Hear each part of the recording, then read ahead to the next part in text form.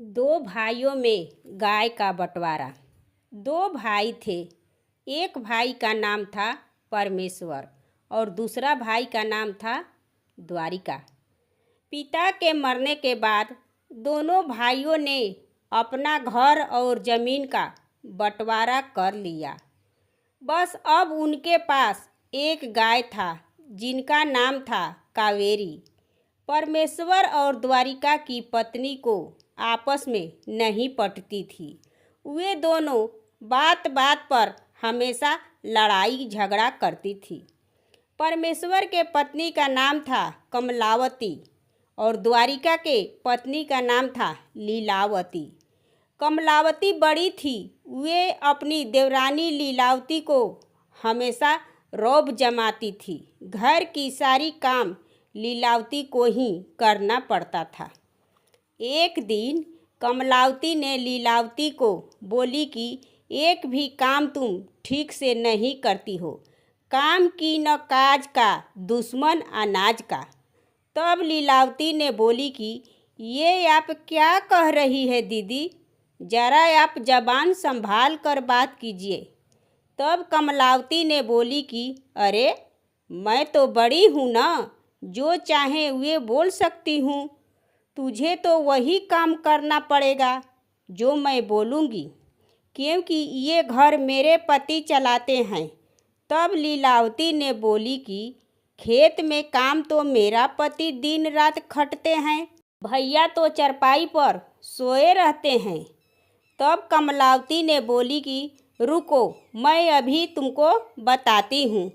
दोनों बहनों ने हाथाबाही करने लगी। तभी परमेश्वर और द्वारिका घर पर आ जाता और अपनी अपनी पत्नियों को लड़ाई झगड़ा देखकर बाहर खड़े हो जाते हैं। परमेश्वर ने द्वारिका को बोला कि भाई, ये दोनों तो बिल्लियों की तरह बहुत लड़ाई कर रही है। इस तरह से तो काम नहीं चलेगा, हमें ही कुछ करना पड़ेगा।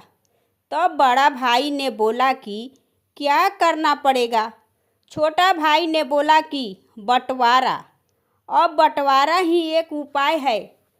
तब गाय का बंटवारा करने के लिए दोनों भाई तैयार हो गया। बड़ा भाई ने बोला कि मैं बड़ा हूँ, 1 माह गाय मेरे पास रहेगी और छोटा 1 माह गाय तुम्हारे पास रहेगी। दोनों भाई को यह शर्त मंजूर हुआ। कावेरी गाय बहुत ही दुधारू गाय थी। जितना देखने में अच्छी थी उतना ही दूध ज़्यादा देती थी। परमेश्वर के घर के बाहर अब काफ़ी भीड़ लगने लगी। गाय का दूध लेने के लिए काफ़ी आदमी परमेश्वर के गाय का दूध लेते थे। गाय का दूध बिक्री होते देख द्वारिका की पत्नी बोली कि ये लोग तो दूध का दरिया बहा रहे हैं। तब द्वारिका ने बोला कि तुम चिंता मत करो, 1 माह के बाद तुम भी दूध का दरिया बहाना। सुबह शाम परमेश्वर के घर पर काफ़ी भीड़ लगती। परमेश्वर दूध का मिठाई भी बनाकर बेचने लगा और पूरा गांव बहुत ही चाव से मिठाई को खाते थे। तभी द्वारिका की पत्नी ने लोगों की भीड़ को देखकर जल रही थी। पूरे 1 महीना बीत गया। अब बारी आया द्वारिका को गाय रखने की। द्वारिका और उसकी पत्नी गाय को लेकर अपने घर गई, लेकिन गाय को चारा नहीं खिलाई। गाय को जब भूख लगी तब रात को गाय ने चिल्लाने लगी। गाय की चिल्लाने की आवाज़ सुनकर द्वारिका आया। देखा तो गाय का चारा नहीं है। गाय को भूख लगा है तभी गाय चिल्ला रही है। चारा डालते समय द्वारिका की पत्नी आई और बोली कि गाय के चारा नहीं खिलाएंगे। तब द्वारिका ने बोला कि क्यों, यदि गाय चारा नहीं खाएगी तो दूध कैसे देगी?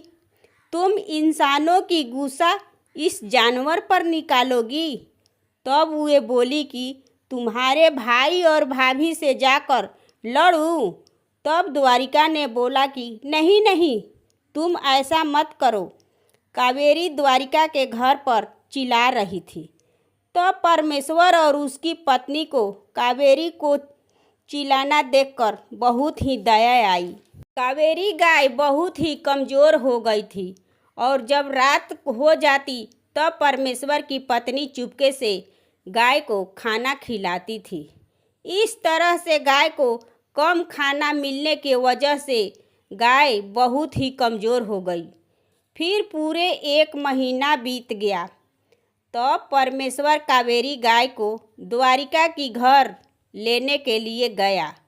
तब द्वारिका ने बोला कि हाँ भैया, अब आप गाय को अपने घर ले जाइए। परमेश्वर कावेरी को घर लाकर डॉक्टर को दिखाया। डॉक्टर ने बोला कि खाना नहीं मिलने की वजह से गाय कमज़ोर हो गई है। डॉक्टर ने दवाई दी। दोनों पति पत्नी कावेरी गाय को बहुत ही सेवा करने लगे, लेकिन फिर भी पहले की तरह मजबूत नहीं हो पाई। कावेरी गाय की हालत को देखकर दोनों पति पत्नी बहुत ही उदास हो गए कि हमारी कावेरी पहले की तरह मजबूत क्यों न हो पा रही है। परमेश्वर की पत्नी गाय को खूब रोज नहलाती और दिन में जल्दी जल्दी 3 से 4 बार खाना खिलाती, उसके पास बैठती और उसका शरीर को सहलाती। कावेरी गाय भी मालकिन से बहुत प्यार से रहती थी। धीरे धीरे कुछ दिन बीत गया। तब कावेरी गाय का शरीर कुछ ठीक हो गया और खाना पहले की तरह खाने लगी, लेकिन कावेरी गाय में उतना मजबूती नहीं था जो पहले था, क्योंकि द्वारिका के घर खाना नहीं मिलने के वजह से कावेरी गाय बहुत कमज़ोर हो गई थी। उसी समय से परमेश्वर अपनी पत्नी के साथ कावेरी गाय को खूब सेवा करने लगा। कावेरी गाय भी बिल्कुल पहले की तरह ठीक हो गई और दूध भी देना शुरू कर दी। तब परमेश्वर और उसकी पत्नी को शांति मिली कि मेरी गाय अब ठीक हो गई। ये है 2 भाइयों में गाय का बंटवारा की कहानी। दोस्तों, ये कहानी आपको कैसी लगी कमेंट करें और मेरे चैनल को सब्सक्राइब एवं वीडियो को लाइक करें और ज़्यादा से ज़्यादा शेयर करें। धन्यवाद।